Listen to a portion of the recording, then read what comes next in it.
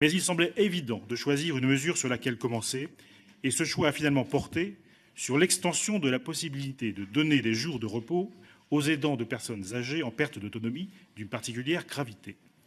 En partant de cette mesure, nous ne comptons pas seulement souligner un consensus, il s'agit aussi d'insister sur un terrain crucial pour l'amélioration de la situation des aidants, à savoir le monde de l'entreprise. Aujourd'hui, 47% des actifs sont des aidants auprès de personnes âgées ou en situation de handicap. Cette conciliation entre activité et solidarité est une réalité que le monde professionnel ne peut plus ignorer. Or, la création du congé de proche aidant n'a répondu que partiellement à cette problématique, pour plusieurs raisons, qui tiennent notamment à ses conditions de mise en œuvre encore trop restrictives et à l'absence de rémunération et d'indemnisation.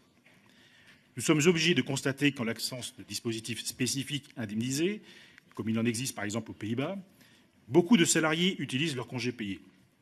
Nous pouvons le regretter, mais c'est un fait, et un fait particulièrement compréhensible en l'état du droit. L'idée de la proposition de loi consiste à répondre à la question suivante: que peut-on faire pour les aidants lorsque les autres droits spécifiques ou le droit commun sont épuisés ?